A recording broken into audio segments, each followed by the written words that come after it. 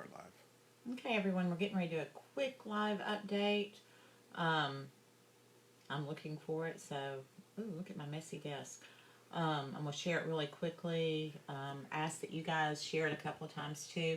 Of course, it'll be here where you can see it if, if you want to share it and people can catch up with it later. Let's see, share to a group. Let's pick, okay. Ooh, watch that feedback. Yep, I got it.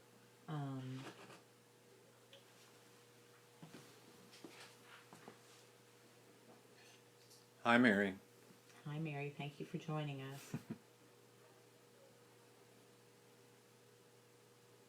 Okay. Now share it.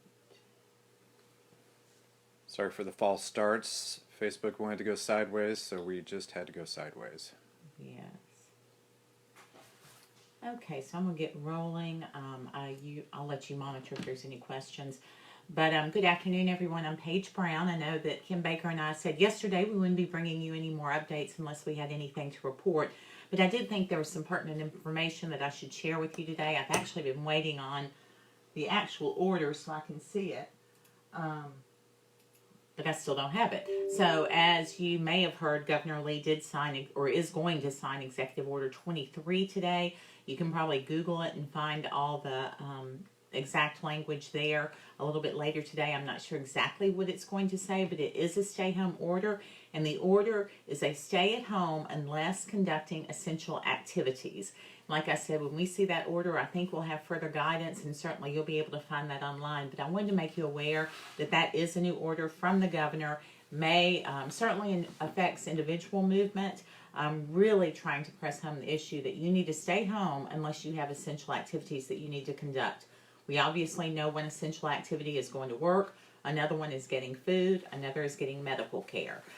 So those are the things that I'm assuming are going to be in that, but I don't know what other allowances or exclusions there may be. So look for that later this evening. I'm watching as things come in. Nothing yet. But hopefully we'll have that. I thought I'd go ahead and share just some updates today. The governor in his address also said that they are looking at a peak, meaning the highest number of cases somewhere around the third week of April. I think yesterday he said the 1st, but I think now they're looking at some new models and may have a new report. But the third week of April is what they're thinking. Report from Sumner County today. Currently we were at 273 cases in the county. I've heard two numbers today for the state. One was 2845 and one was 3,081. Unfortunately, we've had 32 deaths in our state, and even more unfortunately, 7 of those have been in Sumner County. 4 of those were from the Gallatin Center for Rehabilitation and Healing. Sumner Regional Medical Center and Hendersonville Medical Center continue to share reports with our county group each day, as are our emergency service agencies, and because we're trying to monitor as a county, as a group, the availability of PPE, which, as you know, by now probably is personal protective equipment. That equipment is coming in slowly. It still remains a concern. We mentioned to you before that we have a company here in Gallatin that is actually manufacturing the clear face shields, and I think yesterday they delivered 1,000 to our Sumner County Emergency Management, and those are being dispensed to the agencies that need those. Another concern is employees and their health.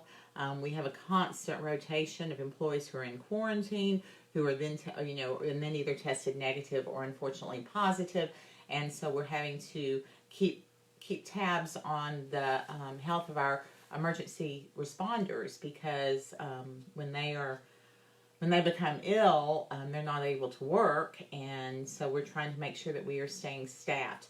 I'm sharing these things with you because I hope they help you understand why us stopping the spread of the virus is so very important. We've talked before about the burden on our healthcare system, and certainly on emergency responses, that burden is there as well. Even at our emergency communications center, those employees are going in and out of quarantine until their test results are back. And so we're really trying to protect that workforce because they're essential for you when you actually need help. But we can all help prevent that spread to them by keeping ourselves from being exposed. Remember, you need to act like you and everyone that you encounter is infected with the virus, and that will help stop the spread. I did have to go to the grocery store today to pick up a few things for my family and neighbors, and I was pleased to see that people were wearing masks, practicing social distancing. The store that I visited had put in very good measures to protect their employees, and I appreciated that. And the stores were fairly well stocked, or the store that I went to was fairly well stocked.